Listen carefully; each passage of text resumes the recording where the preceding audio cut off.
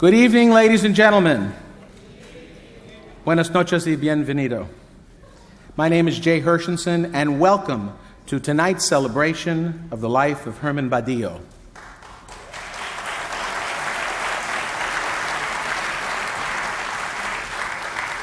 I have the privilege of knowing and working and being friends with Herman Badillo since I was a CUNY student leader in 1970.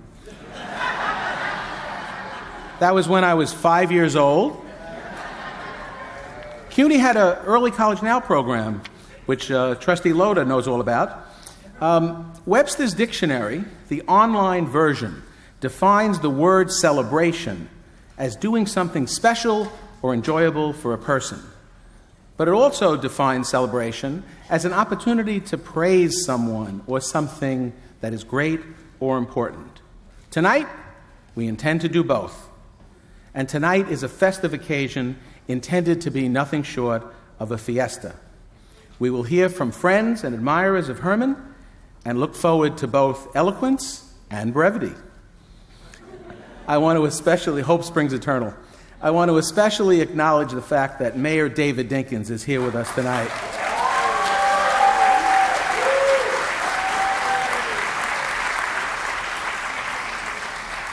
And I believe in the audience from the Bronx, Assemblywoman Carmen Arroyo. Thank you for joining us.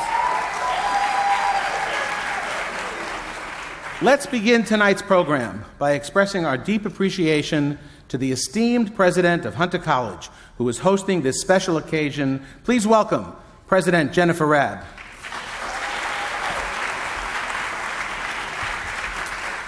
It is a great honor for Hunter College to host this celebration of Herman Badillo's extraordinary life, just as it was always an honor to welcome Herman and Gail to our campus. With great pride, we introduced Herman to our Fulbright and Luz Scholars, to the students accepted to Weill Cornell Medical School and Stanford and Penn PhD programs, and to students like Alex Cohn in the corner of this picture who are on their way to NYU Law School.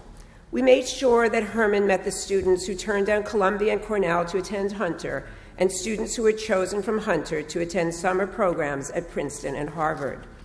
I would tell these students what I tell you today. Their success, their opportunities at Hunter would not have happened without Herman Badillo. Herman Badillo, as you'll hear tonight, was the force and vision behind the CUNY Renaissance. Many people helped, but Herman played the indispensable role. As someone who came from so little and became so much because of City University, Herman was determined to restore the standards and the rigor of this storied system. Because he was excellent in all he did, Herman demanded excellence in the system that transformed his life. He believed in the potential of the CUNY student. And that is why it is so important to have Herman back with us every year to meet our students, today's Herman Badillos, who are off to medical, law, and graduate schools. It was fitting that he see in real time the impact of his leadership and vision. And it was right that the students meet and learn a bit about their champion. It was important that the students knew that the CUNY Renaissance was not inevitable, that it took Herman's vision, persuasion, and fortitude. These meetings were also important for me. As some may recall, 14 years later, my appointment as president of Hunter College was also not only not inevitable, it was actually improbable. And for this great privilege, for this opportunity, for the job of a lifetime, I too am deeply indebted to Herman. Herman took the time to learn my story, the story of another striver who grew up poor and was the first in her family to attend college. Another determined New York kid whose life was transformed by CUNY, in my case, Hunter High School. As someone from outside the academic world, I was blessed to have Herman's unwavering support, his vision that I could do it, and I would not be here without that today. So Gail, thank you for bringing Herman back to Hunter in his later years. How lucky I was to be able to thank Herman for making so much possible for me and for my students. But even more, I am so glad that the students had the opportunity to thank him for the CUNY Renaissance, for giving back to our city top-notch public colleges, a priceless education at a price they can actually afford.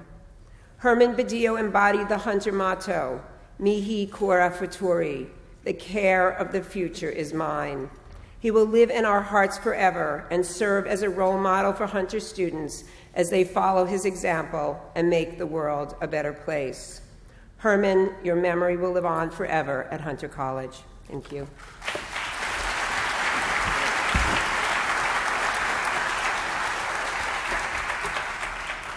Let me acknowledge the presence of a number of City University of New York presidents who are here tonight.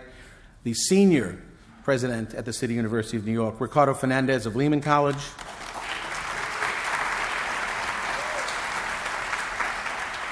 David Gomez, the interim president of Ostos Community College.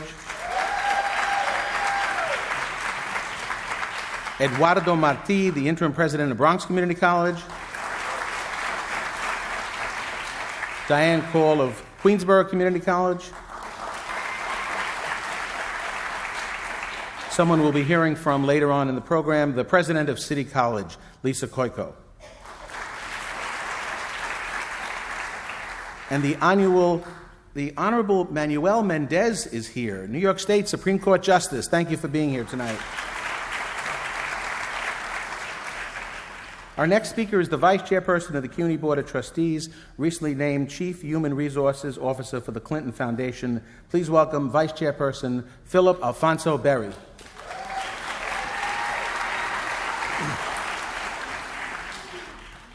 Good evening. Buenas noches a todos.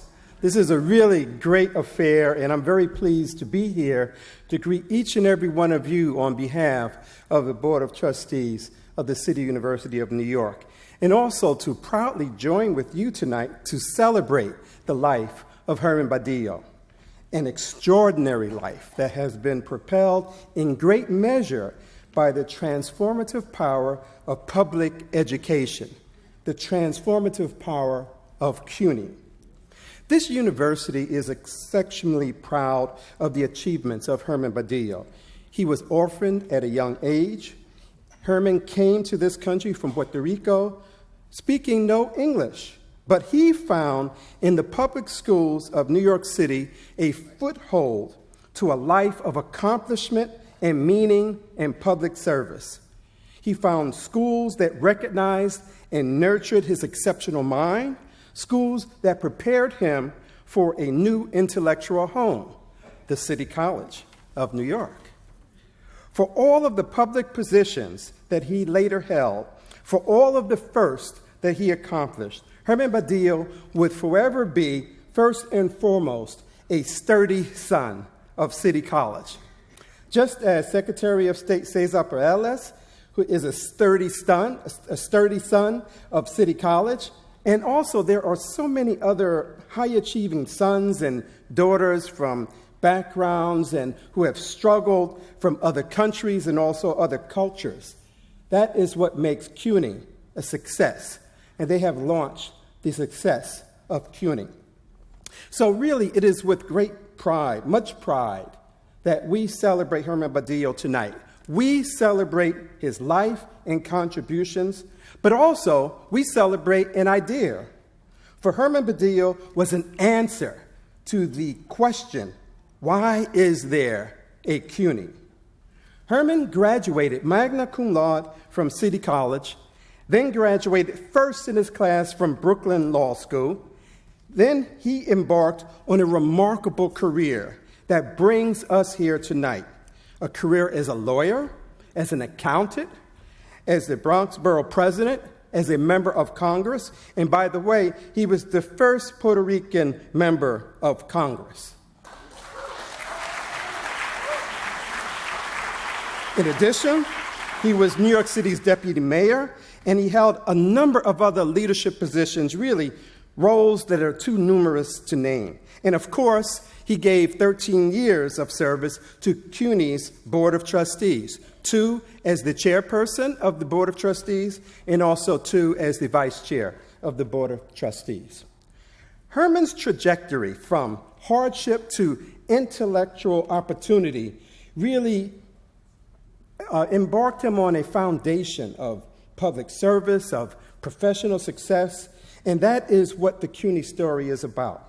City College, in fact, is a vehicle for so many young, poor, intellectually gifted students of Herman's generation. And that has provided an opportunity for hard work, making it possible for individuals to achieve a first-rate education and to graduate ready to take on the world. The CUNY of today is the same gateway. It's the same American dream machine. Herman Badillo's lifelong commitment to education was really about giving future generations of students from all backgrounds, from all circumstances, the invaluable opportunity to step towards and climb the ladder of success through our public educational system. And so it is really about this particular system that we celebrate Herman Badillo, the next generations, enabling them to fulfill their potential, to prepare them for work and professions, to take care of their loved ones, and to succeed. That is why we celebrate Herman Badillo tonight. Thank you very much. And by the way, I'd like to thank Jay Hirschison, Gail Badillo, President Rabb, and also President Cueco for organizing this great event. We are really glad for their work, and we're glad to have each and every one of you here to celebrate his life. Thank you.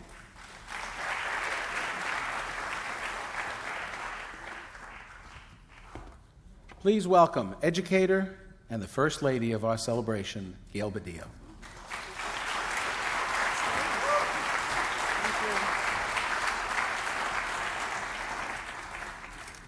Good evening, and thank you all for coming tonight to celebrate my husband. I want to thank CUNY for hosting this event, Chancellor Milken, and particularly Vice Chancellor Jay Hirschison and Hunter College President Jennifer Rabb, both of whom had such a long and personal connection to Herman. Also, City College President Lisa Cueco for her enthusiasm and involvement. She will present the first Herman Badillo Scholarship Award tonight to a very deserving recipient. And I am so grateful to Pat Gray and Jill Viviano, who did so much to make this evening possible. And finally, I want to say a very heartfelt thank you to all the public officials who are here, including the mayor and Mayor Dinkins and Police Commissioner Bratton and the other public officials. And to all of the speakers you will hear from tonight who have come to share their very personal memories of Herman. We are here to celebrate Herman's life, and boy, does he deserve to be celebrated.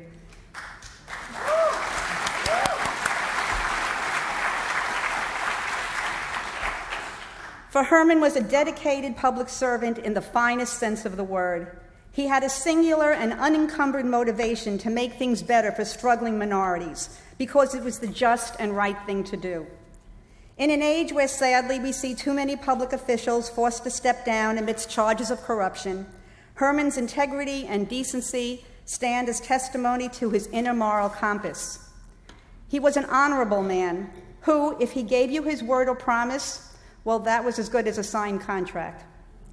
He spoke the truth, not what was politically correct, but what needed to be said and what people needed to hear. He was a man of vision who had the intellect and clarity to see what needed to be done to make circumstances better for the many, and who had the determination and ability to reach across the aisles and to get those things done. He defied stereotypes on every level. The immigrant child, the orphaned little boy, shuffled from one relative to another. These difficulties he surmounted with his innate sense of knowing that he needed to go to school. He dealt with the complex issue of racism when he came to this country and for decades thereafter. Where did he find that inner voice that guided him? When he came to this country at the age of 11, he watched other children going to school, so he figured he should go too, and he followed them. He followed them figuring he was going to enroll himself because he couldn't speak English, so he enrolled himself using sign language. He quickly figured out that education was the way out of poverty. So the little boy who was put in the bottom class because he spoke Spanish and no English rose to become #1 in his class in Brooklyn Law School and its valedictorian.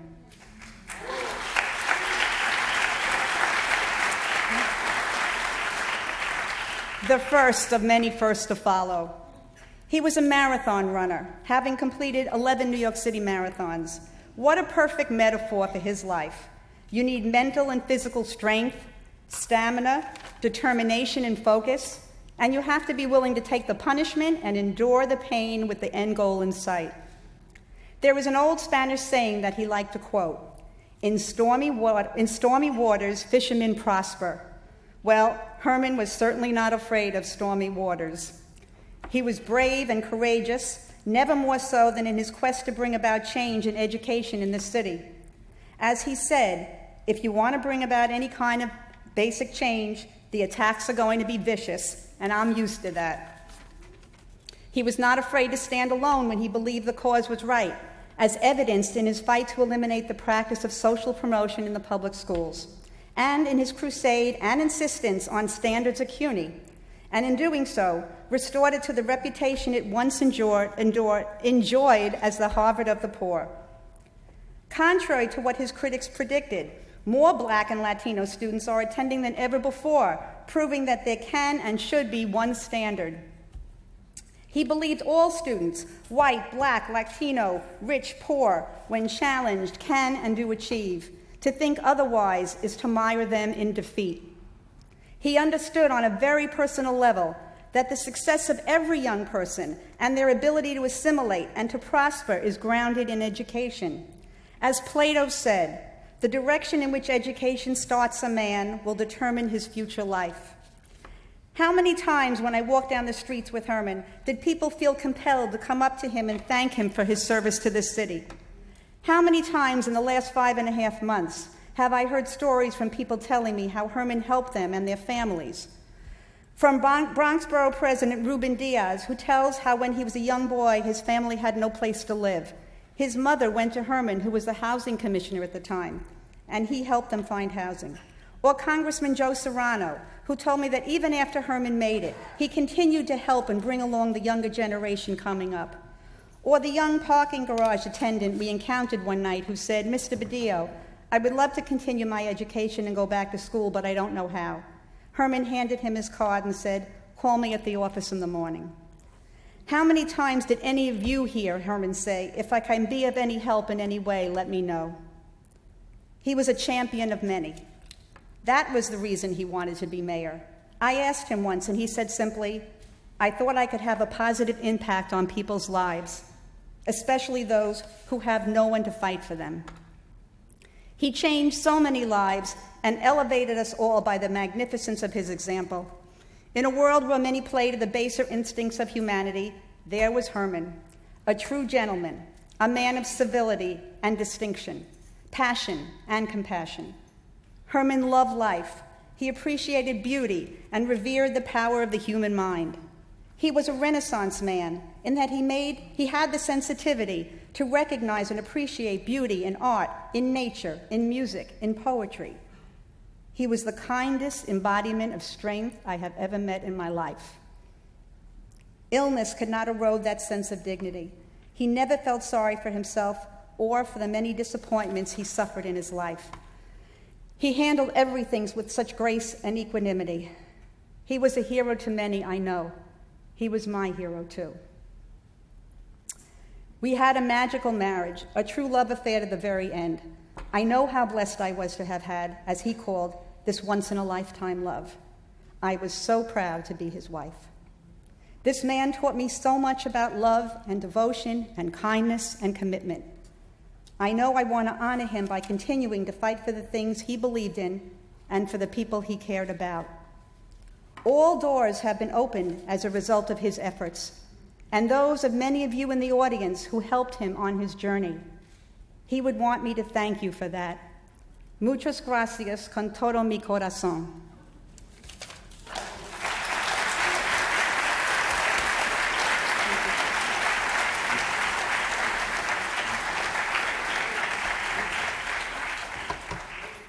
Thank you, Gail Badillo. Another round of applause, please.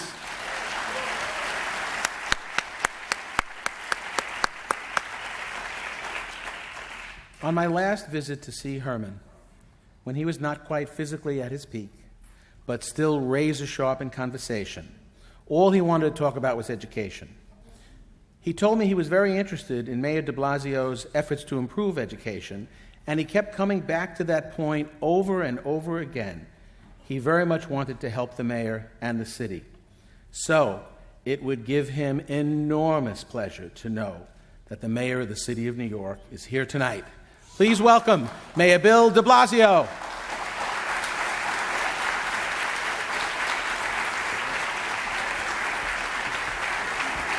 Thank you. Buenas noches a todos.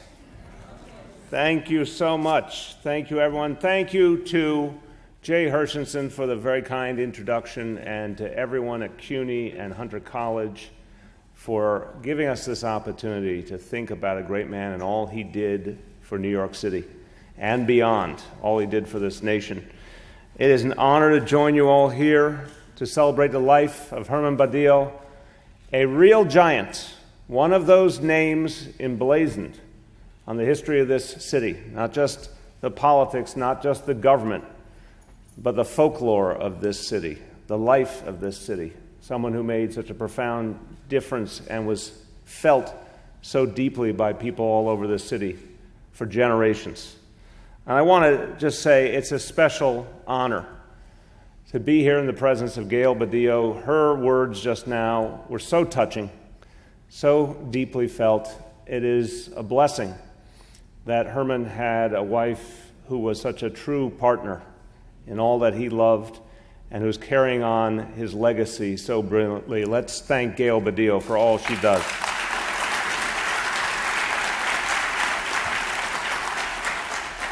So many people are here because they want to remember this great man and remember all that he did for us.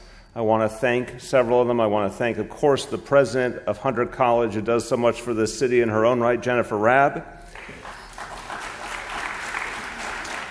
Two key members of my administration are here to salute Herman Badillo. Of course, our great police commissioner, Bill Bratton. And a young man from the Bronx, who in his own way is following in the footsteps of Herman Badillo, our Community Affairs Commissioner, Marco Carrion. And so many people who have been a part of public life in this city for so long are here to salute Herman. Obviously, we want to especially thank Mayor David Dinkins,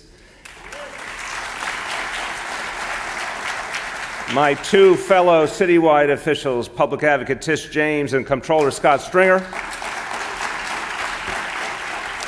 and representing the great state of New York, our Secretary of State, Cesar Perales. Let's thank them all. A lot of people are here because we feel so much about what Herman Badillo meant.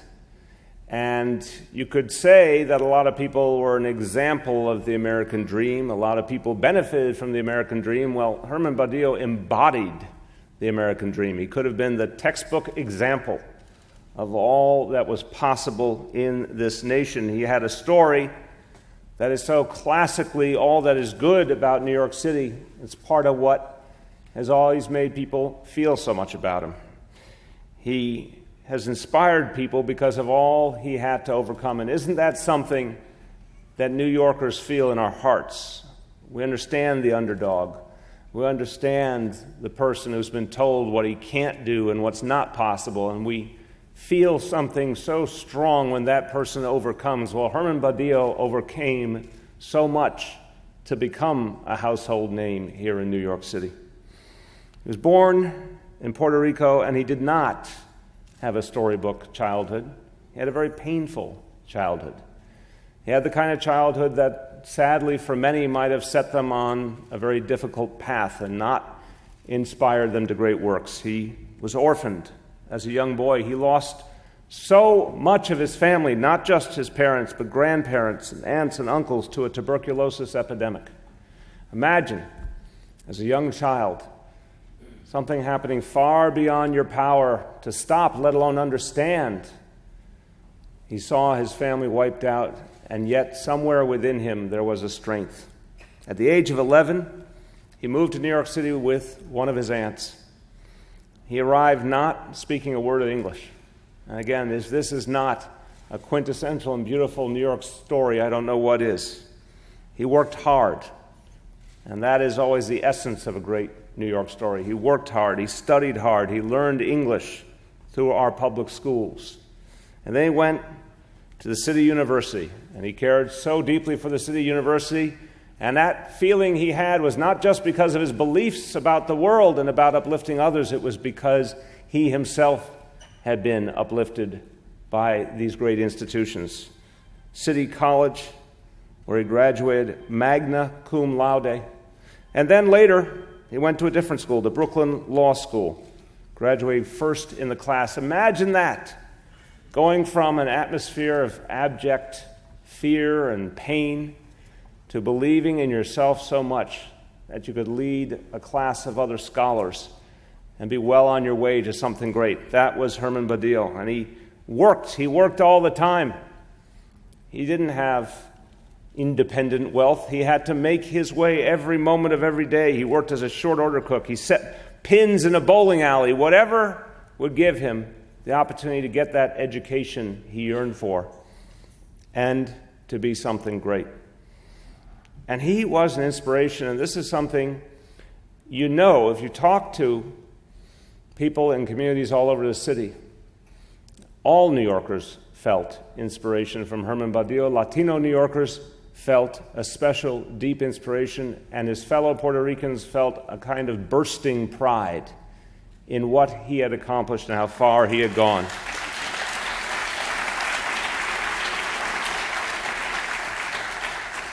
And Herman Badillo didn't wait for barriers to be broken, nor was he content to just break one. It seemed that if you look back on his career, wherever he went, he was breaking a barrier. He was resetting the pins in a different way. He was resetting the environment so that others would have opportunity as well. He was breaking down stereotypes and prejudices. He was the first Latino New York City commissioner. He was the first Latino New York City borough president. He was the nation's first Puerto Rican congressman. Everywhere he went, a first.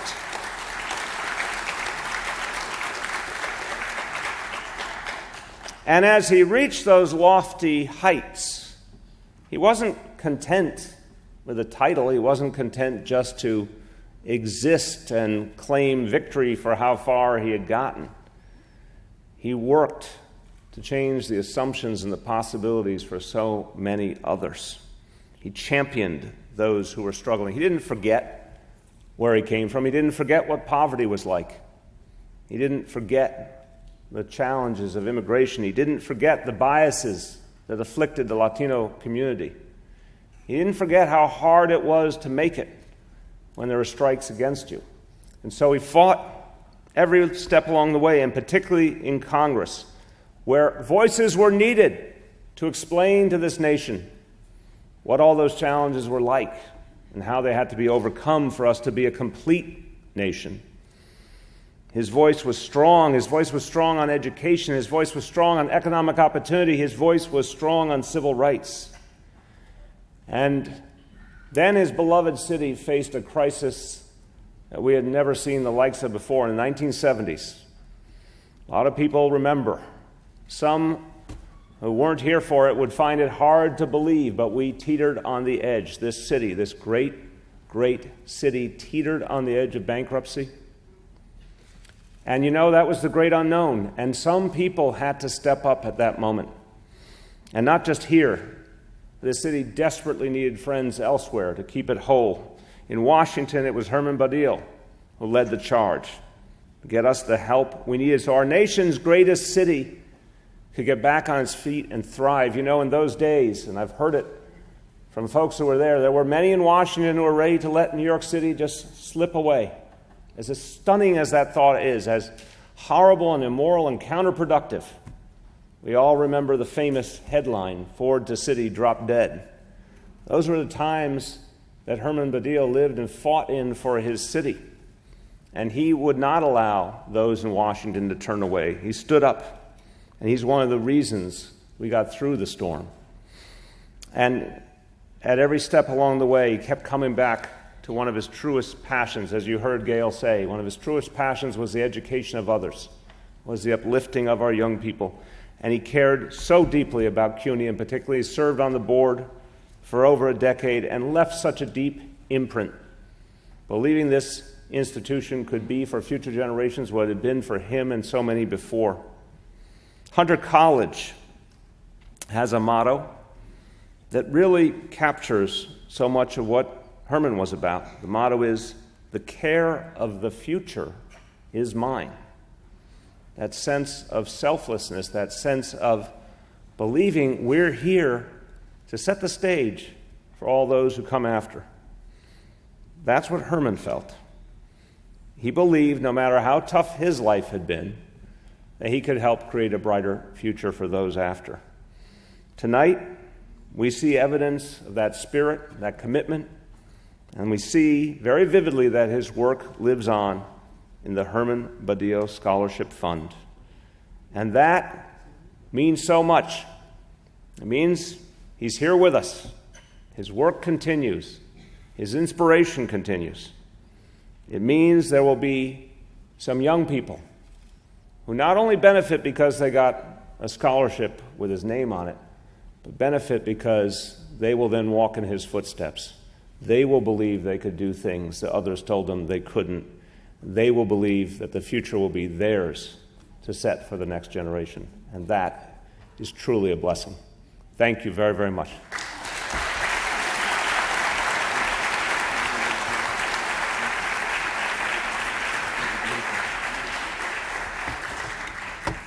Thank you, Mayor Bill de Blasio. Please welcome Lehman College CUNY graduate and the public advocate of the City of New York, Tish James.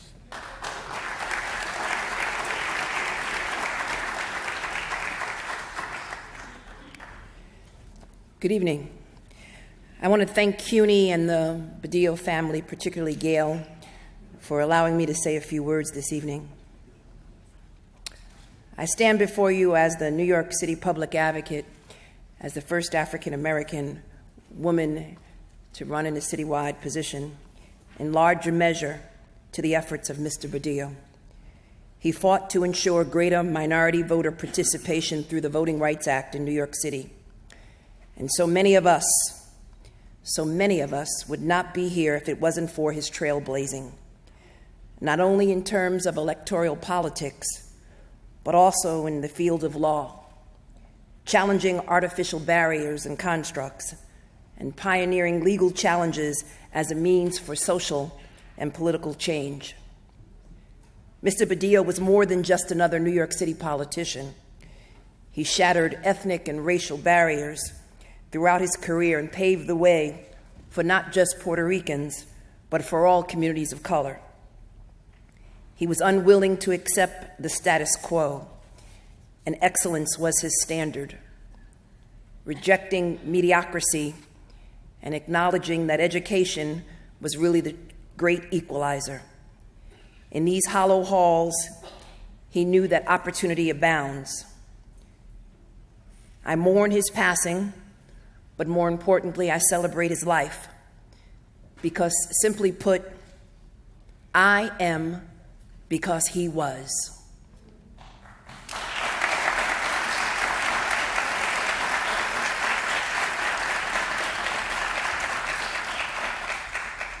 We are all richer because he lived, and his contributions will never be forgotten. May he rest in peace, and God bless Herman Badillo.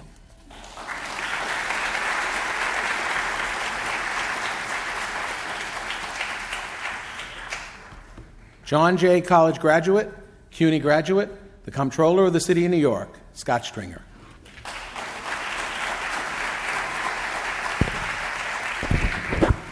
Thank you very much for giving me this opportunity, and I want to extend my sympathies to Gail, to David, to the Badillo family. But I want to just talk a little bit about what Herman Badillo meant to me as a kid growing up. Many of you know that I started getting interested in politics when I was a little boy, and some of you remember that when I was 8 and 9 years old giving out campaign literature. And my parents were very involved in politics and were very active back in the 1960s and 70s. So I always knew that my father, not my stepfather, Carlos Cuevas, but my actual father, was also very involved in politics. But I always knew that he worked for the controller, Abe Beam, back in the 1970s. And I knew that he was a regular organization Democrat. And I was shocked one day when I was a little boy going through the family files, looking at old campaign literature, as I wanted to do, and found a nominating petition with the name Herman Badillo for mayor, 1969.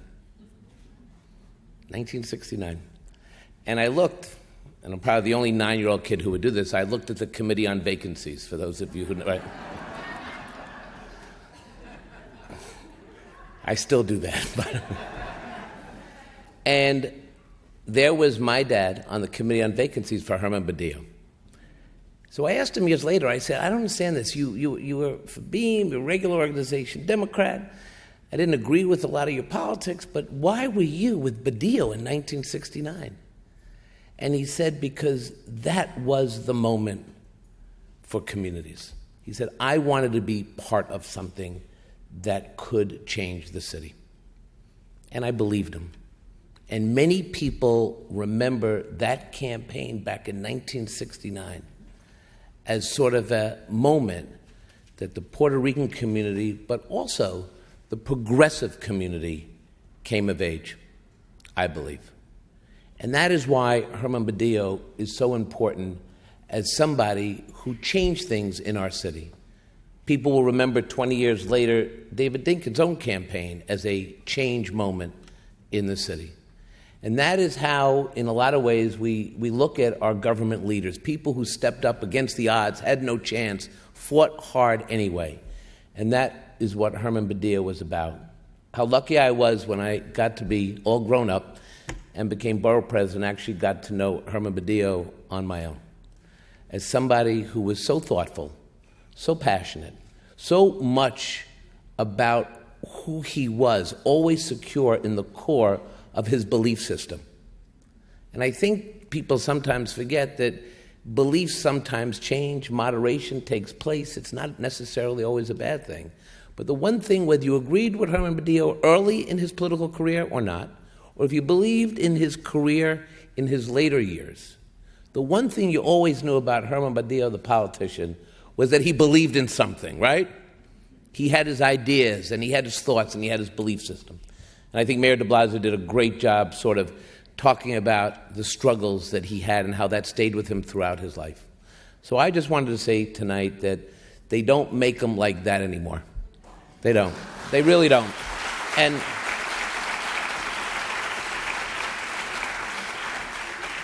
sometimes I think, and not just with Herman, but with that generation from the 60s and 70s, the city leaders from that time, sometimes those of us who have an opportunity to serve now sometimes should step back and learn a little bit about our past, because I think we'd be very proud of it. Thank you for having me. Thank you very much. Thank you.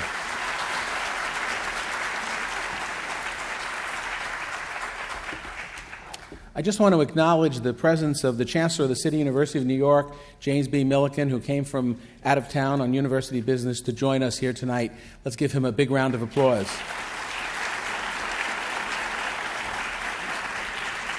On behalf of Governor Andrew Cuomo, please welcome a sturdy son of City College and New York Secretary of State, Cesar Perales.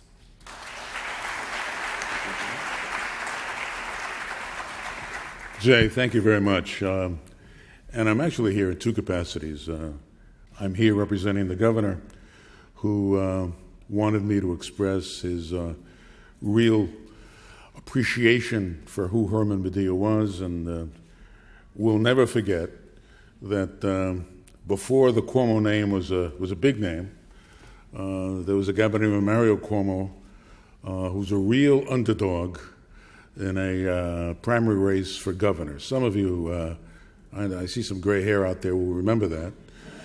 And Herman Badillo was at his best when he was campaigning, when he was doing street campaigning all over the city, but particularly in Latino neighborhoods.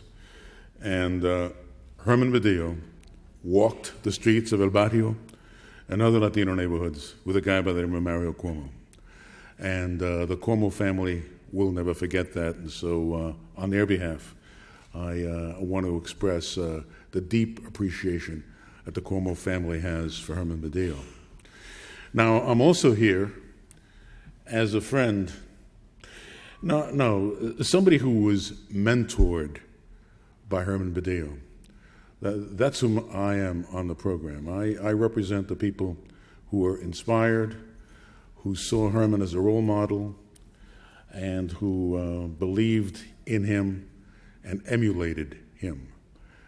I have, throughout my life, been someone who was mentored and befriended by Herman Badillo. A quick story, because I know that there are many speakers. A lot of people in the Latino community remember me as the founder and leader of the Puerto Rican Legal Defense and Education Fund.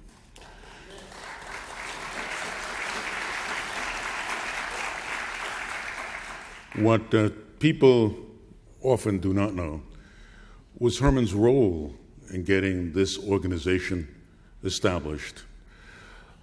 Think of this. There were a bunch of young Puerto Rican lawyers, not very many of them, but a handful of them, trying to start a civil rights organization because we felt that the rights of Puerto Ricans were not being defended. And how could we raise money? How could we get Foundation World to have any faith in us? And we decided we needed to get a very strong board of directors. And I said, I'll call Herman Badillo. I know him a little bit, which is true. And before I was able to explain to him that I needed help on the board of directors to create the Puerto Rican Legal Defense Fund, he said, okay, I understand. Herman was often abrupt. I understand. Put me down. I said, but I also need you to help me get other people on this board. He says, okay. I think that was the extent of our conversation. But the truth is that with his help, we were able to get figures like Nicholas Katzenbach, who was known throughout our country as the man who faced Governor Wallace at the courthouse, at the schoolhouse door. We got Senator Jacob Javits. We got Bill Vandenheuvel. We got a bunch of names and people who Herman helped to recruit that actually went out and helped us raise money and helped us establish an organization, a bunch of young lawyers with, frankly, limited credibility. And from that, he was a very active member of our board of directors. When we wanted to bring a lawsuit that said kids should not be sitting in the classroom without any help because they don't understand the language of instruction, he said, that's right, you got to bring a lawsuit because I'm fighting to get money in the Congress for bilingual education so that these kids will not be ignored, not be sitting there not understanding what's going on. I mean, do you know what that means to people my age at that time who wanted to bring a lawsuit to have this congressman saying, I'm fighting for this too? The same thing happened with bilingual elections.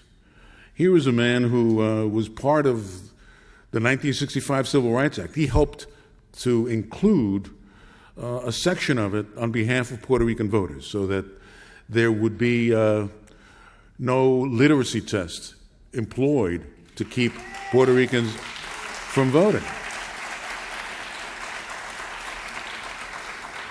When that man on your board of directors says you got to bring a lawsuit to make sure that not just that there are no obstacles to voting, but facilitate voting, make the ballot in a language in which people will understand it. Today, you know, people walk into a voting booth, they see other languages. That was as a result of a lawsuit we brought at the insistence of a man by the name of Herman Badillo.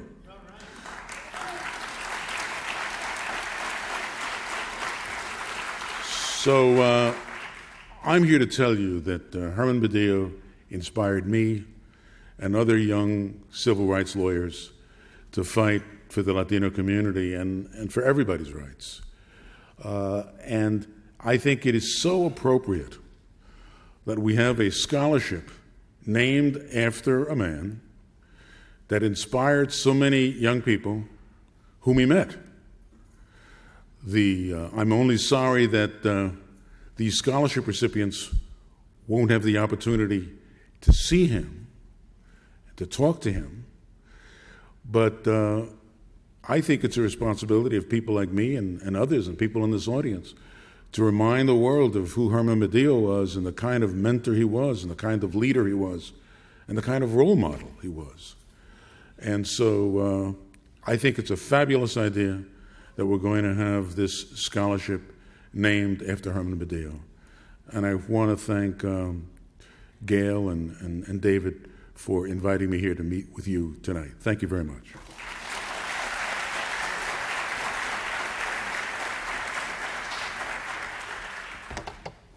Let me acknowledge the presence of Rabbi Joseph Patashnik, the Executive Vice President of the Board of Rabbis. Thank you for being here tonight, Joe. Cesar mentioned David. David is the son of Herman Badillo. Please welcome the Associate Professor in Latin American and Puerto Rican Studies at Lehman College, David Badillo.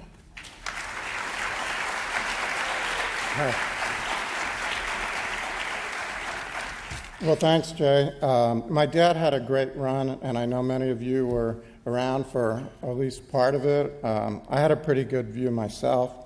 He was a powerful orator, a sparkling smooth interviewee on television and other media, a tenacious and fearless political candidate, and an ardent public servant. In his prime, he could move mountains, and yet my dad's service in municipal government and in Congress brought practical gains to many of his constituents as he worked with mayors, governors, and presidents. For me, he was also very human. This was particularly evident in recent years. He gained a valuable education at City College and Brooklyn Law School, and learned, wise, and always high-minded, he used his legal background to level the playing field and improve the lives of several generations of New Yorkers. Yet embarking on a political life did not come easily, but he wanted and succeeded in gaining a voice for himself and his followers. His early electoral contests were hotly contested for district leader, borough president, and most important, his first term in the House of Representatives. He even came close to winning his first two mayoral bids. He helped enfranchise hundreds of thousands of first-time voters into an increasingly formidable Puerto Rican Latino electorate, and these were all tremendous accomplishments and firsts realized by the age of 50. Additionally, in the 1990s, he served as mayoral confidant and gadfly on the CUNY Board of Trustees, which he chaired for several years. Throughout his years as a vocal and visible New York City political figure, my dad retained the respect and admiration of his family, colleagues, and followers in the general public. Even his opponents admired his presence.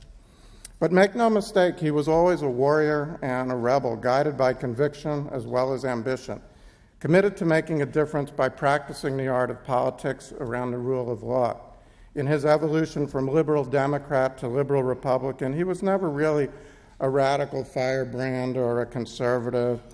He most disdained establishmentarianism. He fondly remembered working with Attorney General, later Senator Robert F. Kennedy, and enjoyed the fervor of the 1960s, while the troubles and devastation of the 70s, from the Attica prison revolt to the crisis of the Bronx, served as backdrop to his important legislative accomplishment in helping to usher in the extension and expansion of the Voting Rights Act amendments while as subcommittee chair presiding over House hearings in early 1975. Despite changing political times and alliances, my dad always retained his inspiring educational and ethical values to guide him. Those who followed in his political footsteps realized this, as did many New Yorkers facing struggles in their own lives. He had steadiness of mind and heart, and his experience and leadership skills never waned. He remained a student of politics and of life. I'll always love and cherish the memory of my father, our discussions and activities together, even his stern advice and trenchant critiques, often contested and sometimes disregarded by me, but always appreciated. Above all, his fearlessness and breadth of his vision, best exemplified in the early struggles in East Harlem against entrenched opposition. He had a lasting political impact and finished a long life with a productive legacy intact, helping us all pursue our dreams and realize our own successes while coping with the inevitable ups and downs. In the world of Herman Badillo, anything is possible.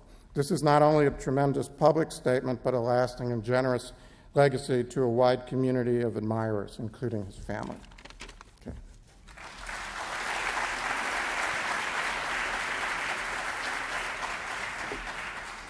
I have a letter that arrived today. It begins with, "Dear friend, it is with a heavy heart that I send greetings to all those gathered at Hunter College to remember the life of Herman Badillo and pay tribute to the legacy he leaves behind from his historic and trailblazing service as the first Puerto Rican elected to the United States Congress and as Bronx Borough President, to his leadership as Chairman of the Board of Trustees of the City University of New York. Herman never stopped working to make a difference for his fellow New Yorkers. His passing is deeply felt by all those who were fortunate to know him and by all those whose lives he touched through his service. As you take time this evening to mourn his passing and celebrate his life, please know that my thoughts and prayers are with you, his family, friends, and colleagues. Herman was loved by many, and he will be dearly missed. With deepest sympathy, I am sincerely yours, Hillary Rodham Clinton."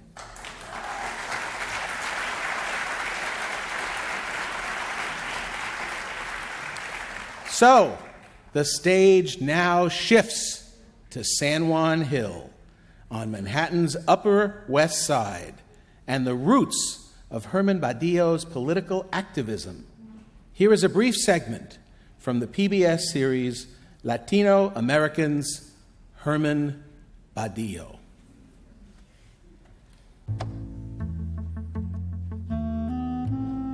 San Juan Hill in New York City's West Manhattan, where scenes from the seminal movie West Side Story were filmed, was a tenement slum until it was torn down. There's no doubt that the raising of some tenements that were really substandard housing to begin with was necessary for the city to progress. Many of them were a hellhole of an experience in terms of daily life. The rat infestation and the roach infestation was astounding, and the inability of people to get landlords to repair their buildings properly that they were charging rents for was a huge problem. In the span of 15 years, hundreds of city blocks were razed, thousands of families displaced. In place of San Juan Hill, the city built the performing arts mecca, Lincoln Center, and over 7,000 Puerto Rican and African American families were left with nowhere to go. Its critics dubbed the policy spick removal. Politicians pay attention to people who vote. And if there are not big voting blocks coming out of those communities, then they're not going to be listened to. As urban renewal is being planned for those areas, I don't think that their political power is strong enough to avoid it. For the 600,000 Puerto Ricans living in the city, the political power that could improve everyday life was still far from reach. In New York, like most things, politics came down along ethnic lines. If the main jobs were the mayor, the city controller, and the president of the city council, which they usually were, one had to be Jewish, one had to be Italian, and one had to be Irish. Puerto Ricans were an afterthought. For one young Puerto Rican lawyer, sidelining his community was no longer acceptable. We are not here to threaten or to beg. We are here to participate. And the power that we seek is essentially the power to persuade and the power to elect and to be elected. In 1960, Herman Badillo was tapped by presidential candidate John F. Kennedy to run his campaign for Latino voters in New York. Kennedy inspired Latinos throughout the nation. All of the Latino politicians of our era, the pioneers, all started out of the Viva Kennedy clubs. Badillo in New York, was able to skillfully ride the wave that was occurring then, saw the importance of getting Puerto Ricans registered to vote. Herman Badillo arrived in New York in 1941, an orphan sent from Puerto Rico to live with close relatives after both of his parents died of tuberculosis. As a student at Heron High, he wrote for the school newspaper, where a fellow student wondered where he spent the school day. He says, well, how come we don't see you anywhere? You obviously are very smart because you're a good writer, even though you have a heavy accent, but then you disappear. I said, no, I don't disappear. I go to my classes. He said, what are they? I said, airplane mechanics. He said, what are you doing in airplane mechanics? That's for blacks and Puerto Ricans. Defying the school's practice of race-based tracking, Herman switched to a college track and graduated from City College and Brooklyn Law with top honors. Now, he set his sights on breaking up the exclusive club of New York City politics. The Democratic organization, they were worried that they'd be thrown out of office. So they never did anything. In fact, they discouraged Puerto Ricans from being involved in politics. The problem was that in those days, there was a literacy test, which made it very difficult for Puerto Ricans to register and to vote. My mother was terrified to register to vote because she thought that she wouldn't be able to read the English paragraph that she was supposed to read. And I remember taking her and going with her and telling her, yeah, you can read it, Ma, you can read it. It's gonna be okay, you can read it. And she did, and still I remember her hand shaking as she signed her name to be put on the voting records. Yet for local Democratic Party bosses, literacy tests weren't enough to keep Puerto Ricans from voting. At one point, I went to a polling place, and a guy says to me, we have to do something about that guy Badillo. He's been bringing all this garbage to register and to vote. So I said, good. What are we going to do? He said, I'm going to close the polling place at 9 o'clock in the evening instead of keeping it open till 10. So I said, good idea. The young lawyer stayed and collected the names of 14 Puerto Ricans who had come on time but could not register. On their behalf, Badillo sued the New York Board of Elections for discrimination. I won that court victory. We had a huge increase in registration and a huge turnout, and that certainly helped Kennedy to be elected. Puerto Ricans had voted in record numbers and would soon see one of their own break through the barriers of New York City politics. When Herman Badillo became Bronx Borough president, I am almost sure that everyone in New York knew that a Puerto Rican had become Bronx Borough president. Huge. It was huge. Herman Badillo went on to Washington as the first Puerto Rican U.S. congressman. There, he helped create and pass landmark legislation to support bilingual education and guarantee voting rights for all Americans.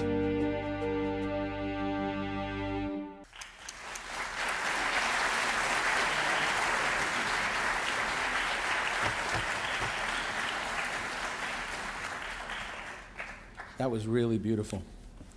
Our next speaker is a CUNY trustee, former New York City Deputy Mayor and President and CEO of Legal Momentum, the nation's oldest nonprofit legal group dedicated to advancing the rights of women and girls. Please welcome Trustee Carol Robles-Ramon.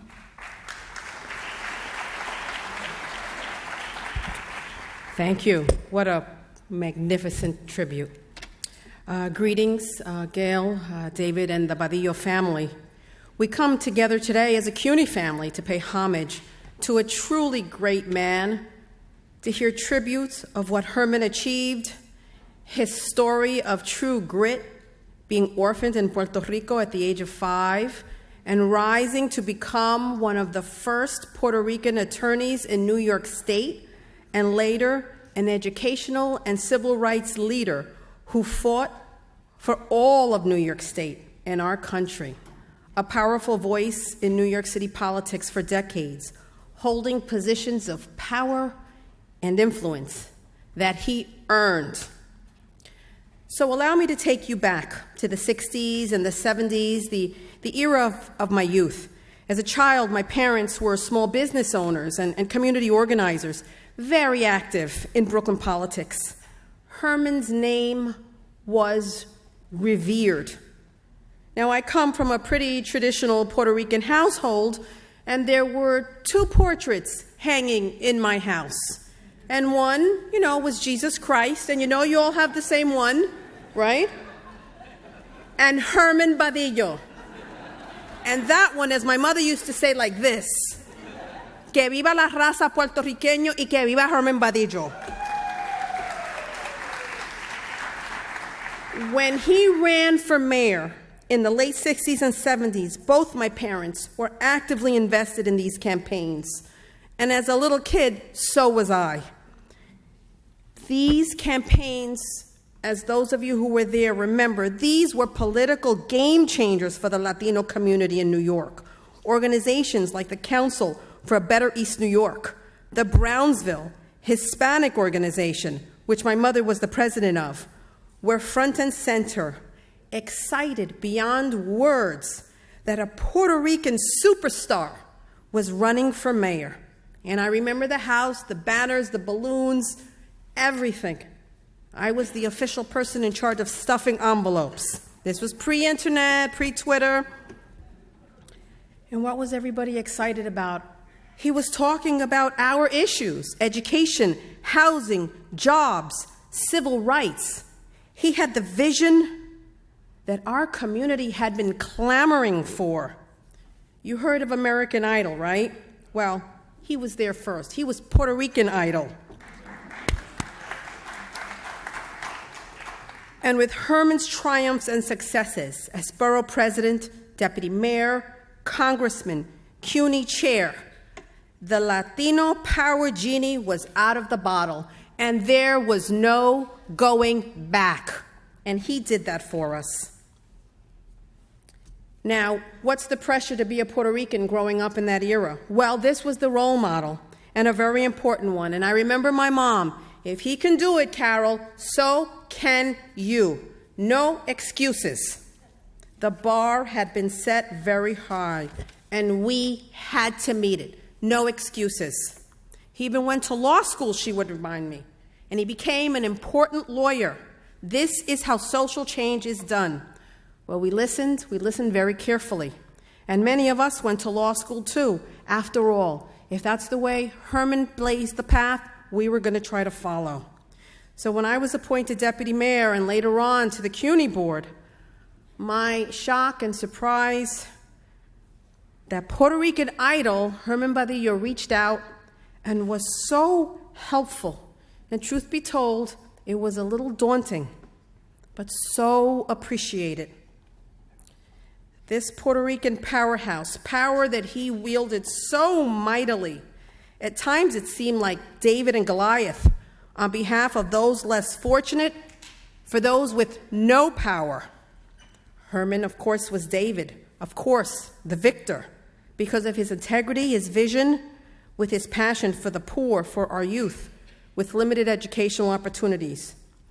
And yes, his scorn of bureaucracy, of bureaucrats, of naysayers who stood in the way of change.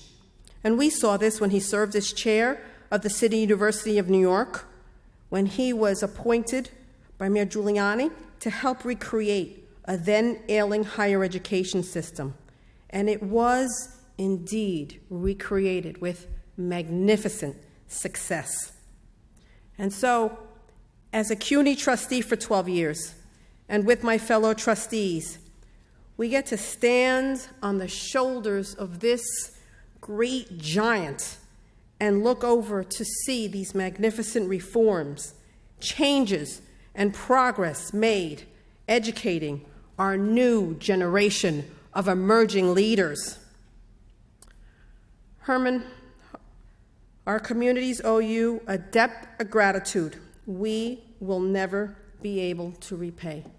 But today, I say thank you, Herman.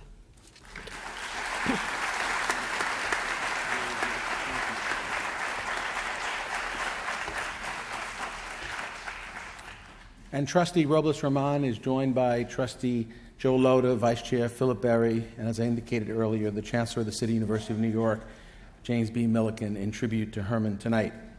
Our next speaker is the award-winning journalist and commentator for the Fox News Channel, who began President Koiko as a Sikh student at City College. Please welcome Geraldo Rivera. Hi, everybody. Thank you. Great to see Commissioner Bratton and Mayor Dinkins and other honored guests. It was great to see our mayor here to honor Herman, who's obviously a big family hero of mine. My dad, like Herman, was an immigrant from Puerto Rico. I came back to New York from my time out west in the mid-'60s. I didn't know what I was going to do, and my dad pointed to Herman's example as the shining light for all of us. And it was a no-brainer for me to apply to Brooklyn Law School and follow in Herman's footsteps there at Brooklyn Law School. But Herman and my dad are joined in my mind. I told this story at the eulogy. Joined in my mind by a highway that runs through the heart of Puerto Rico from San Juan Airport to the south coast, where Erica and I, my wife and I, have a home. And Carretera 52 runs through Caguas, the big city in the middle of the island. And every time we drive past it from the airport en route to Salinas, I say to Sol Liliana, our daughter, aquí es el pueblo del hijo de Caguas, Herman Badillo. And she says, who's Herman Badillo? And I tell her the story of Herman Badillo. And then just a couple of miles past Caguas is the statue of the Jíbaro. The Jíbaro, of course, is the national folkloric figure of Puerto Rico. Is a statue of the farmer with his machete and his wife and their child. And the man symbolizes, the Jíbaro symbolizes everything good and strong and noble and honest and hardworking and ambitious. That is the soul of Puerto Rican manhood. So to have Caguas and the living example of the Jíbaro right there on the highway, a couple of miles later, there's the statue. Reminds me of my dad and Herman every time. It is a living example of this man who was a mentor to me, a role model to me, someone who played such an important part in launching my own public career. It was an amazing time. I followed Herman's footsteps in almost every regard, marrying, like Herman did, a Jewish woman and launching the Jurican ethnic group, one of New York's smallest but most thriving minority groups. During the period that Herman was running for mayor, and he ran for mayor often, every year was the Puerto Rican Parade. And the Puerto Rican Parade, you know, the world's largest parade, a couple of million people marching and watching, and the marchers and the watchers. Herman would have me walk with him, particularly after we began, I began my career as a broadcaster, as a public figure, and he would want me to hold his hand aloft, as we walked. And if I ever dropped his hand, he would look at me and look at his hand, and I'd have to pick it up, and then I'd pick it up again. We'd be marching. And he ran for office so many times, and we marched together in so many Puerto Rican Day parades. I said, Herman, one of my arms is bigger than the other one. And every time, this is a true story, every time I pass, 86th Street and 3rd Avenue, the Gray's Papaya, we'd march up 5th Avenue to 86th Street, make the right-hand turn, go to 3rd Avenue, and Herman always insisted on stopping at Gray's Papaya, and he had the papaya drink, and this was the marathon runner, and I ate a hot dog. That was the one day he ate a hot dog. So it was magnificent to follow, really, in his footsteps. During the period when I was representing, and you'll hear from Felipe Luciano, one of the original Young Lords, people allude to that period, 1969, 1970, 1971, Attica, and all the rest, the looming bankruptcy in the city, but don't fully credit how we teetered on the brink of a complete breakdown, not only in terms of the finances of the city, but civic order itself. And Herman's role in arbitrating and mediating and role modeling is often understated by historians. He was the healer in chief when dealing with the Puerto Rican community specifically. He helped keep this city together. He should have been mayor of the city. I lament that he never was. But the example he set and the principles that he set forth, I think, saved City University from itself in many ways. And that, too, cannot be understated. It is a difficult challenge to say, no, it's not everybody in every institution. There has to be a process. You have to earn. You have to have self-esteem and self-responsibility and the dignity of achievement. And for Herman to be minimized by some of his allies, original allies, from a certain camp, for his philosophy of pragmatic idealism, to be scorned, I think is one of the great tragedies, one of the most lamentable aspects of a career. He was the George Washington of the Puerto Rican community in the 50 states. He was the man.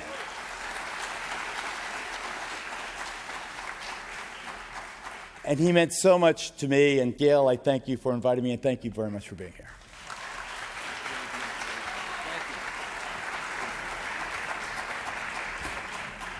Our next speaker is the longtime confidant of Herman Badillo, the president and CEO of Tonio Burgos and Associates. Please welcome Tonio Burgos.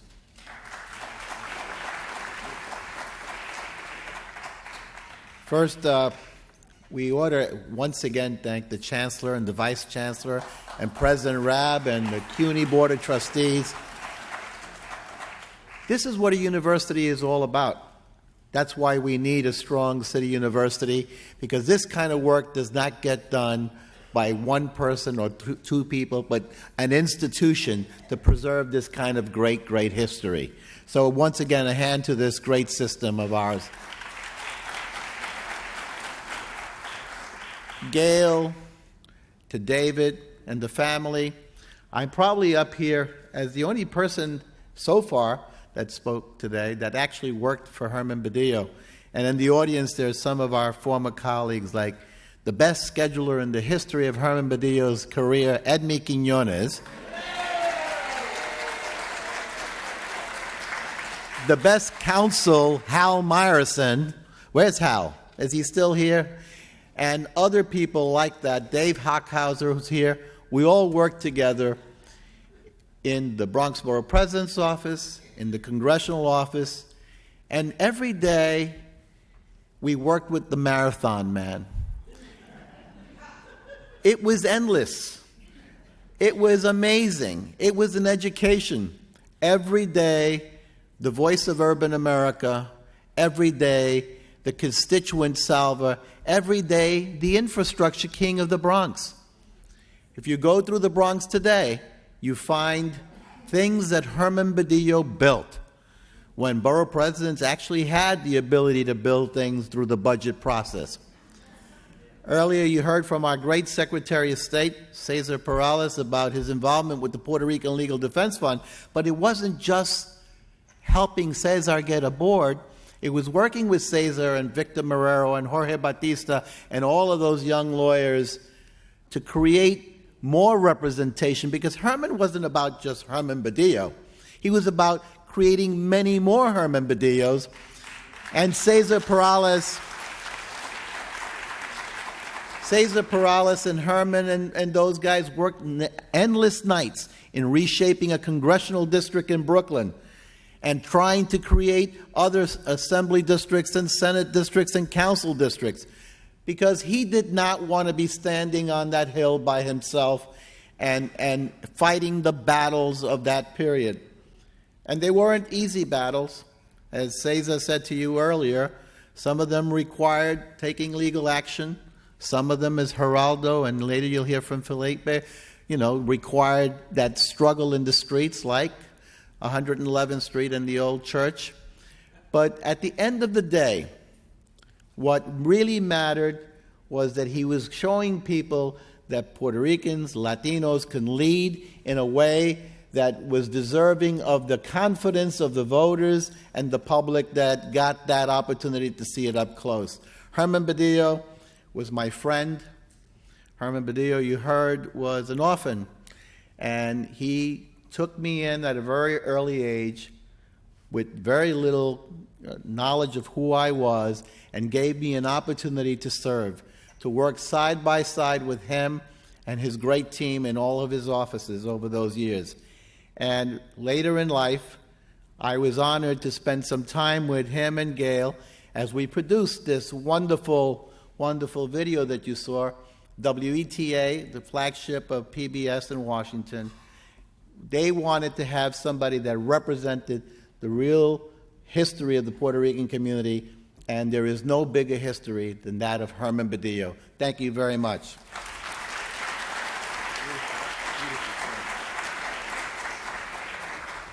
Our next speaker is the renowned commentator for Fox News and a New York Post columnist. Please welcome Michael Goodwin.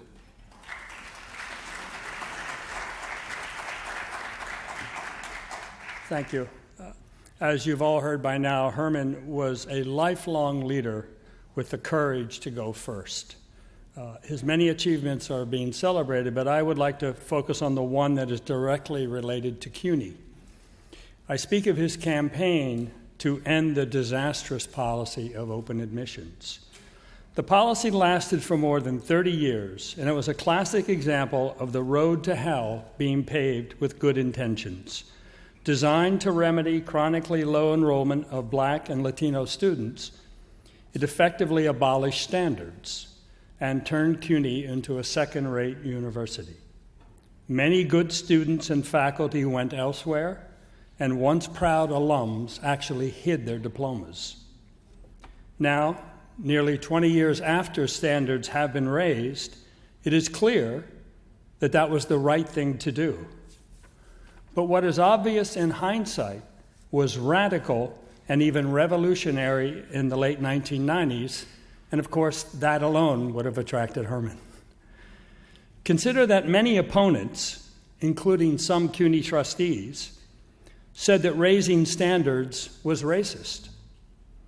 One member of the state regents actually argued that colleges should be like hospital emergency rooms and never turn away anybody.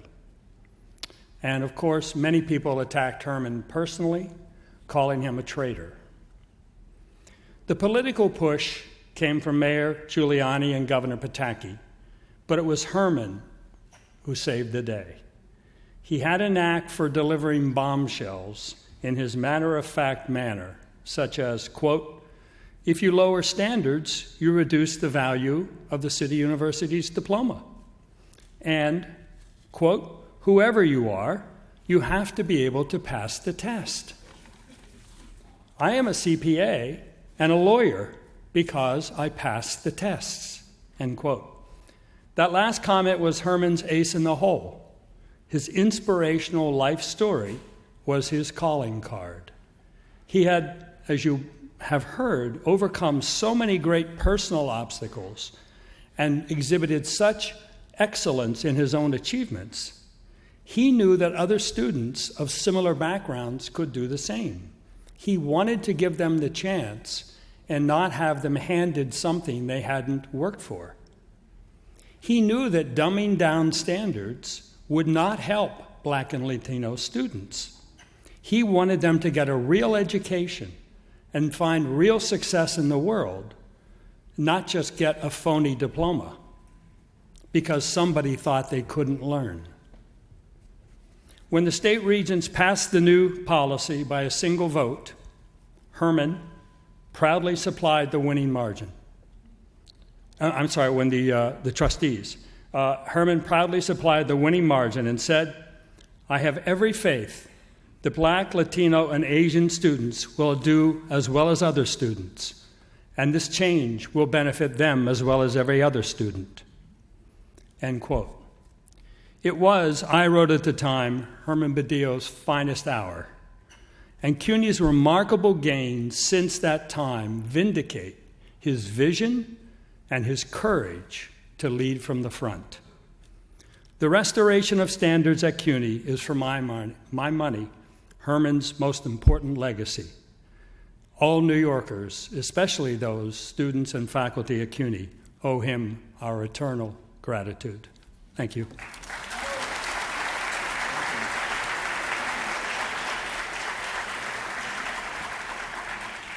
The director of the Center for Puerto Rican Studies is Professor of Urban Affairs and Planning right here at Hunter College. Please welcome Dr. Edwin Melendez.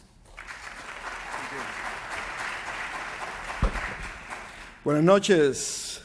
It is my great pleasure to be here with you, and thanks to Gail Badillo and David and all the organizers, CUNY, for hosting this event.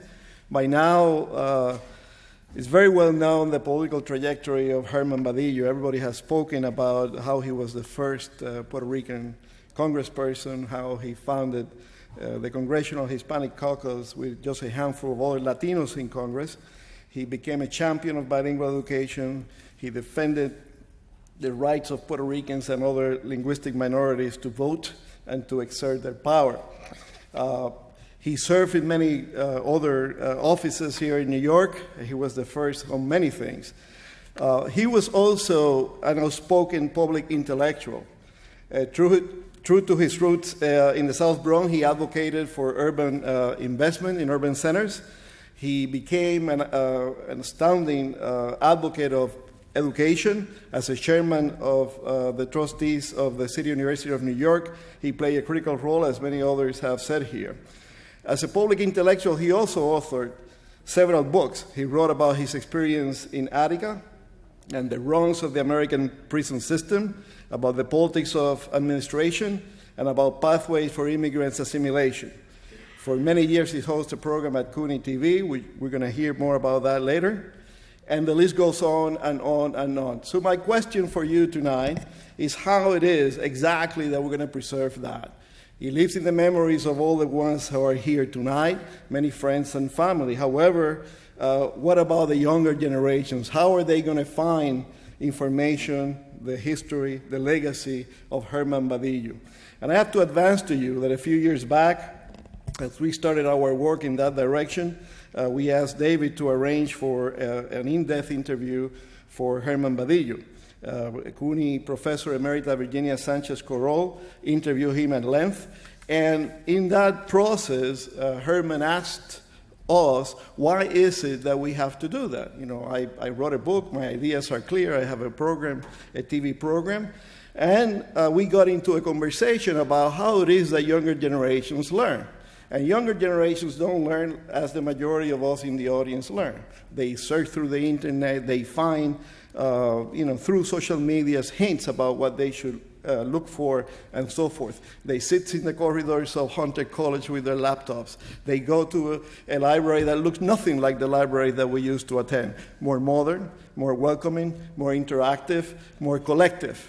And thus, we need to find the educational tools, the products that will collect the memories of all of you. We already have committed people like Cesar Perales and Felipe and many others, Tonio Burgos, who have promised to give us their stories, not only about Herman Badillo, but about all the things that they have done. And we collect those oral histories and put them together in a way that younger generations can find the information, that can appropriate the legacy that Herman brought to us.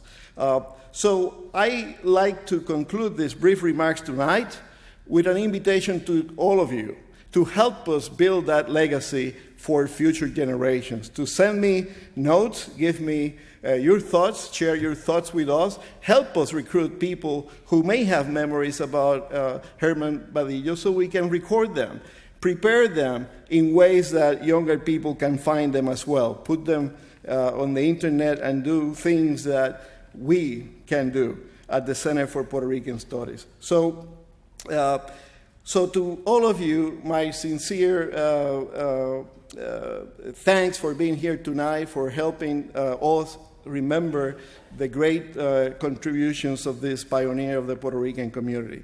So be proud, celebrate Herman Badillo, and celebrate the Puerto Rican heritage. Thank you very much.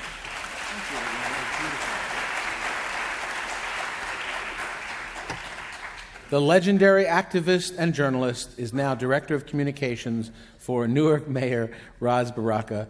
Please welcome my longtime friend, Felipe Luciano.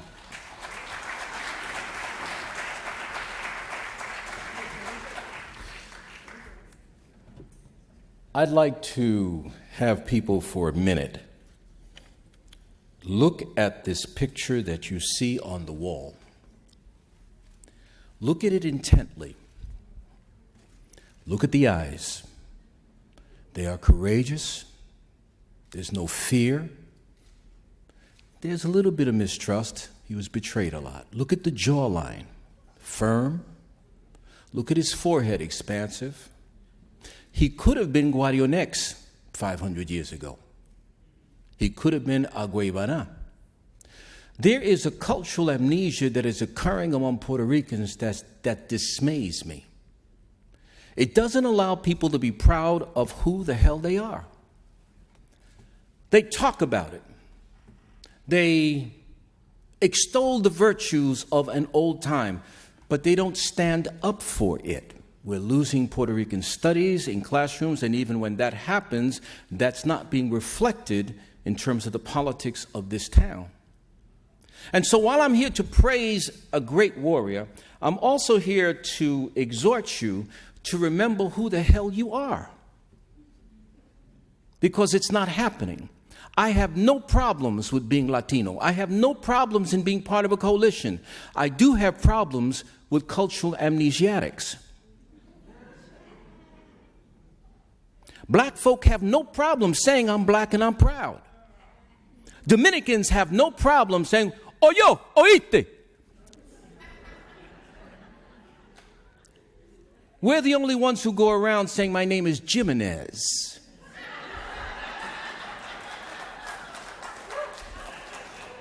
Aviles rather than Aviles. Think about it. We laugh, but if we continue this process, we will be actually destroying the legacy of a Herman Badillo. El Barrio must be protected. The Lower East Side must be protected. The Bronx must be protected. Williamsburg must be protected because it was the first place we came from. It wasn't East Harlem. And so with the courage, the vision, the perseverance, the intellect, the militancy, people said he was a liberal pragmatic. He was a militant for his time. When I decided to fight physically against a system that I thought was oppressive, racist, and marginalizing my people, I went to him and he said, "I understand."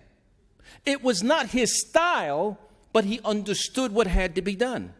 And when we were on the steps of the People's Church, thank God for Mayor Lindsay, thank God for Ani Segarra, thank God for Cesar Perales, thank God for Geraldo Rivera, thank God for those and Jose Torres who stood there and refused to allow them to kill us. You see, many of you were not here when there was a murder sign on every Puerto Rican militant in this town. And so when you see breakfast programs all over the town, remember it was the Young Lords, and remember it was Herman Badillo who fought for them. Folks, if you want to honor the memory of this great Taino warrior, then be the warrior. Be it. Don't talk about it, be it. I will say this before I read this poem. There are always a group of warriors that God decides will be the ones to put their lives on the line for their nation. There are always a group of warriors who, I don't know why this is, but every nation has them. And every dominant society tries to kill them.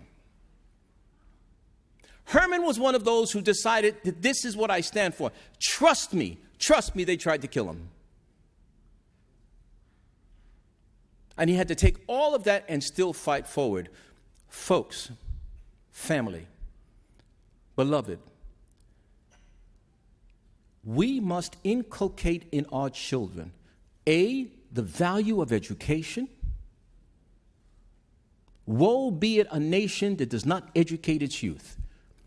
The value of our culture and the value of God. These and family, these are the things that we must remember if we are to keep this culture going. I will read you this poem, Herman Hercules. Somehow the small island of Puerto Rico shipped this mountain of a man to New York City to be shopped from relative to relative until it dawned on him that he had to swim this life alone. So he swam freestyle, ran freestyle, fought free against entrenched gangs of power brokers and oceans of political resistance that wanted him dead. It's not that he couldn't die, folks. It's that they couldn't kill him, couldn't stop his will to live, to win. He was too tall to be ignored, too handsome, too articulate, too damn smart to be stopped. But they tried. The backroom guys threatened him in the Bronx. Herman became Hercules and won the presidency. The boys threatened him in East Harlem for real. Herman Hercules fired back, becoming district leader. And though he represented millions, he was alone. Unbearable wars, no confidence in orphans' prayer, betrayed by friends, colleagues, as well as enemies. He never complained publicly, kept it all bottled in until his huge heart gave out from the stress. Another giant said, La patria es valor y sacrificio. And we will never see a man, a myth like this again. Herman asked no quarter, gave no quarter. And those he thought he wasn't touchy-feely never saw him hold me as I kissed him fatherly. Never saw me play with his hands as he looked on. Never saw him do push-ups in his office or regale me for hours with his powers of wit. I saw the man, not the image. I witnessed the character and feelings in action, the integrity of purpose and the value of courage. I saw the disappointments, too, those who failed him, jealousy, envy, greed. They threw it all at this Rican, and he forgave them when strangulation was proper.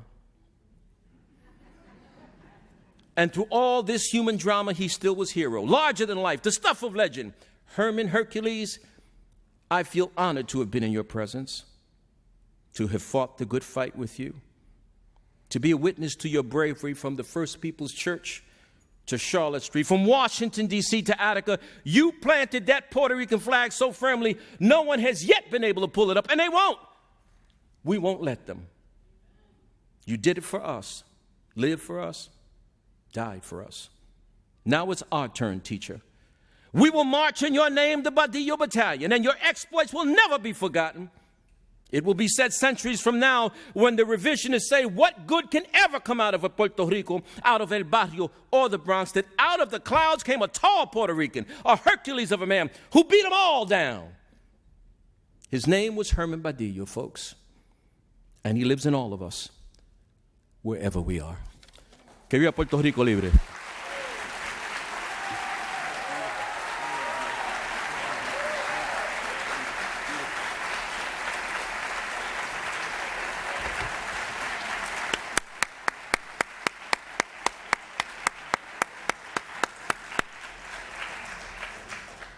While chairman of the CUNY Board of Trustees, Herman hosted more than 100 episodes of a CUNY TV series called Education Forum.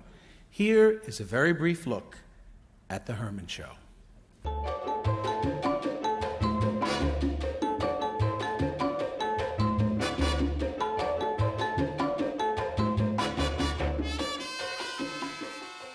The way you reform society is one child at a time. And you do this by educating everybody in the very best way you know how. The educational theorist, however, saw social reform in a variety of ways. One was, let's prepare some children, a few for college and the others for jobs. Now, how did you know who should be prepared for factory work? Well, what did their parents do? They were factory workers or farm workers, so the children should be given the same kind of occupational training. But that was justified as a progressive step, is that right? This was considered very progressive because the theorists didn't like an academic education. An academic education is the education that we give to elites. And the great promise of American education is that we would give the elite education to everybody and not just to the children of the well-born and children of bankers and professionals. Listen, that almost happened to me because in high school I couldn't speak English very well because I came here when I was 12 and from Puerto Rico. But I was put into a class for airplane mechanics, vocational course. And fortunately, I was able to transfer to the academic diploma just in time, just barely in time. Otherwise, I would now be unemployable because what you learned not that is many not jobs in used airplane any- mechanics. When I was congressman and president of the Bronx, that the problem is that we rely upon the Board of Education to reach out to the parents, and I don't think the Board of Education really has the resources to do that. No, we rely on the Board of Ed not just to do that. We rely on teachers and the board to be social workers, Yeah, but they healthcare can't do it. providers, and everything else, and they're there to teach and educate our children, and it's the role of the community to make sure if parents aren't involved, that we put systems in place to engage parents into the educational system itself. I don't think the Board of Education can do all of that. I think the Board of Education is a big enough problem, just making sure they have the teachers in the classroom and they provide the teaching. I think that we need a separate organization to reach out to the parents. When you say a separate organization, oh, you mean like Urban League. Well, I think the board has started to see that wisdom. I mean, with more of their services being contracted out to CBOs, community-based organizations, and other types of organizations, so it's not on their shoulders and then monitoring that, whether it's the New York Urban League, whether it's Aspira, whether it's other groups and communities, faith-based institutions throughout the city, so that way there's a partnership. Well, there's also the problem of the accent. I know I went through it because if you mispronounce words, which of course you have to if you can't speak the language, then everybody laughs, and that can get you very upset. Well, and they also equate accent with being dumb. So that if you have an accent, everybody said, I've always felt that it lowers your IQ about 15 or 20 points just by virtue of the accent. The most useful contribution you can make is to reassure our students that they should stay in college and graduate, because I find we have a very high dropout rate. Yeah. And a lot of that happens because students have to have responsibilities. They're older, impatient. they're impatient. But if they felt that there would be a real opportunity to get a job, I believe they would stay. New York provides an education, and it also provides an opportunity for the future. And they don't get that in a college campus up in the boondocks. Do you know what I'm saying? Oh, yeah. It's right here for them. If they're in advertising, they can get an apprenticeship in an advertising firm. If it's in architecture, engineering, or communications, or whatever it is, New York is the place. Banking, you know, it's available to them. And if we provide the access to getting jobs, New York is a very strong place for young people. What would you advise us to do? I'm asking you now as chairman of the board of the City University. You looked at the minority communities, the African American community and the Latino community, Asian community, that they can get a very serious education and compete on an equal footing, and you're doing it. And well, here's the problem that I find. There's a fear among many black and Latino leaders and people that if you have very high standards, that somehow they will not be able to come up to the same level as the previous immigrants. And I say that they need not fear that what we can do at the City University is to provide the opportunity, that if they take advantage of the opportunity, they will be able to compete the same way that other immigrants did. You're absolutely right. And the other argument they use is that, well, this is different from the old days because our people have to work and they're older and yes. They can't spend their time only going to school. But I point out that I had to work when I went to City College, and I'm sure you and had I to work. had to work Yeah. all through law school. So it's I not different at all. I went to law school for 4 years at night, 4 nights a week. I went that night, and I graduated in 3 years. You're better than I, Herman. Which is very tough. It was hard. I would tell any youngster of any color, of any race, white, black, Latino, anybody, Asian, reach for those stars, and you can do it. And City University is the place that'll give you that opportunity.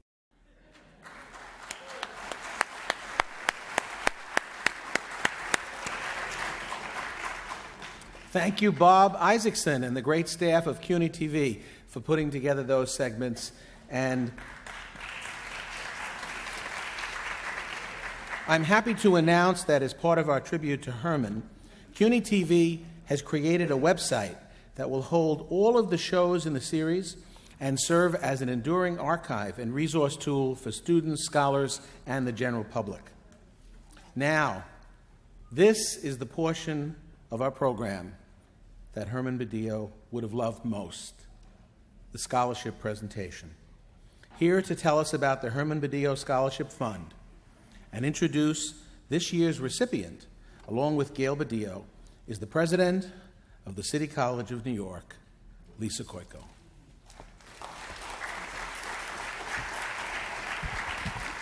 Thank you, Jay, and good evening, everybody.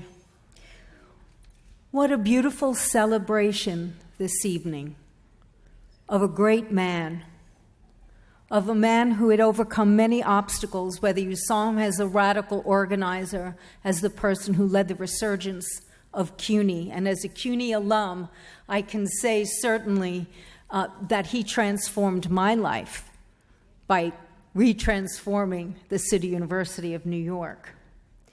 My heart goes out to Gail, and I'll call her over here in a minute or so, because I know that Herman was the love of her life. And also, David, my heart goes out to you and your family as well. This scholarship, the Herman Badillo Scholarship, is a tribute to a wonderful son of City College. We talk about City College, a class of 1951.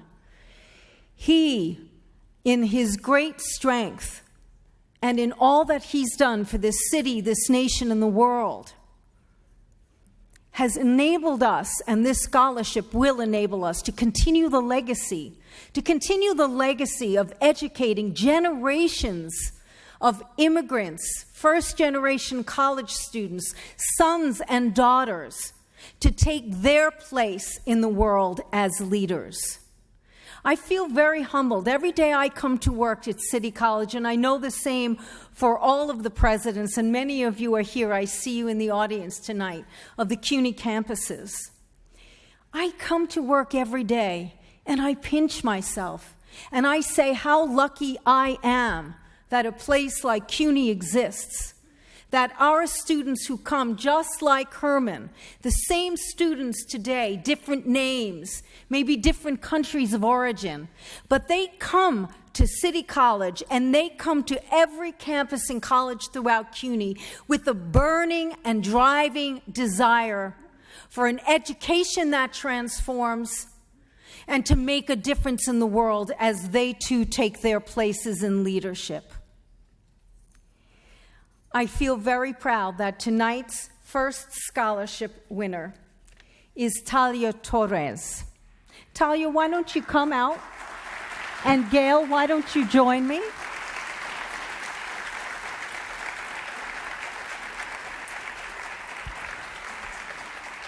Talia, who's of Puerto Rican heritage, and many of you talk so proudly tonight of your heritage and the importance of keeping that heritage alive and being proud of that heritage. Talia is a third-year student in the Sophie Davis School of Biomedical Education at City College.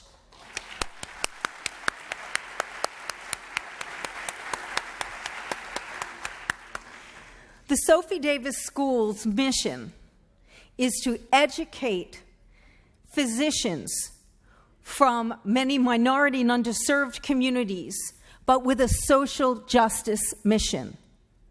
The mission and the obligation of our Sophies, and we are so proud of you, Talia, is to serve the underserved. We all know that in many of our communities today, many of our underserved communities have very limited access to high-quality health care, despite all of the technological advances in healthcare throughout the nation and the world. Our Sophie Davis students take their places after graduating from medical school to practice and serve in the communities in which they were born, they grew up, and in underserved communities throughout the city of New York and the state. Not only is Talia an amazing student that we're so proud of, but she doesn't just go to school and study and stay to herself like we see so many. She reaches out to the community. When I asked her this summer, the Sophie Davis School curriculum, she's in third year, so she started medical school curriculum and undergraduate, doesn't end till the end of June, and then they start up again in August. So she's got a tiny window of time. I said to Talia, what are you doing for that little time? Instead of saying, I'm just going to relax. I'm not going to study. I'm going to let everything go. She's like, oh no, I'm going to work in my community and I'm going to teach yoga to children. She works on mind, body, wholeness, and holistics. So I cannot tell you, Talia, how proud I am. I am humble because you are the next generation. You are our future for a healthy, happy, educated, and wonderful nation. You are our hope. And Gail, your idea of establishing a scholarship fund enables students like Talia to continue their education, to pursue their dreams, and to become whatever they dream in their minds is possible. So thank you, and I'm going to call you up, Gail. I cannot thank you enough. I didn't have the privilege to know Herman, but when this is the website for the scholarship fund, but if you look at that picture of Herman Badillo, the one that was up there this whole evening, and this is you see in the eyes not only that determination, you see that drive to make sure that generation upon generation of students take their place in leadership and take it with great gusto and truly will transform the world. So again, thank you all. And Gail, I'm going to call you up to present.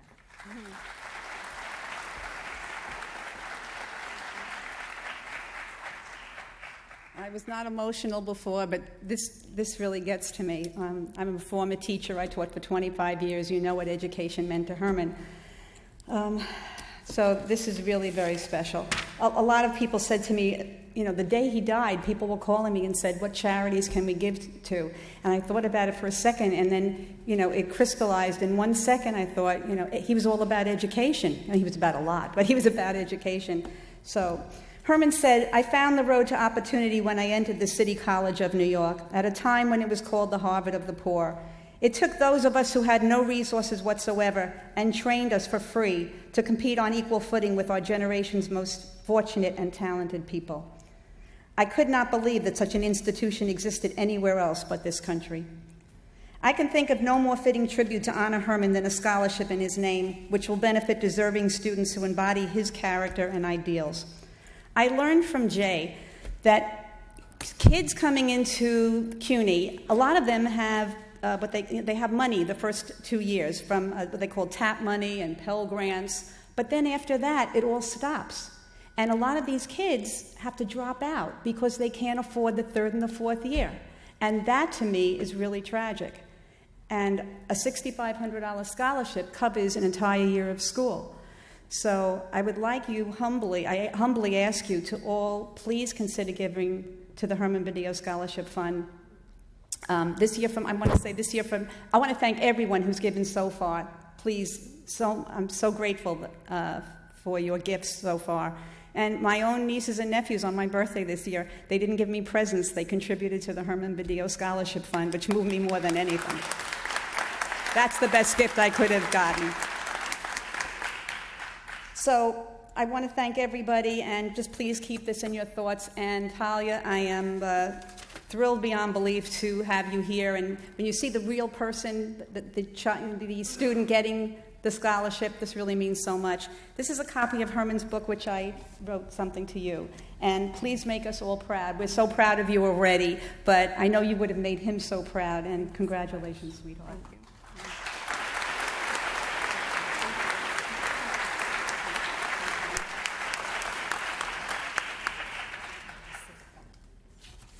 Mrs. Badillo, distinguished guests, family, friends, and my special abuelita. I am extremely humbled and thankful to be the first recipient of this scholarship. Herman Badillo called himself the first Puerto Rican everything, and like him, I am also having my share of firsts. I'm going to make my family proud by becoming the first Puerto Rican doctor in the family.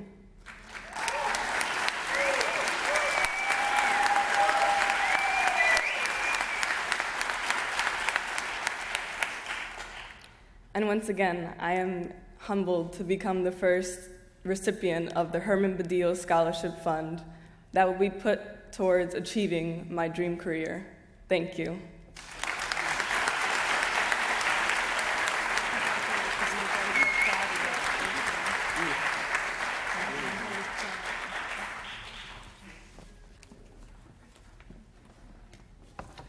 I want to thank all of the speakers for sharing in the celebration of Herman's life.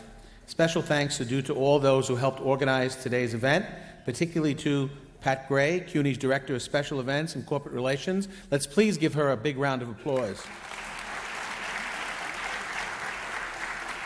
She's assisted by Keisha Wooten Smith, and the relationship and the partnership between the Office of the President, under the leadership of President Raab, with the help of Jill Vancino and Ann Little, and my staff, including Lisek Medrano and Mike Arena, Emily Guest.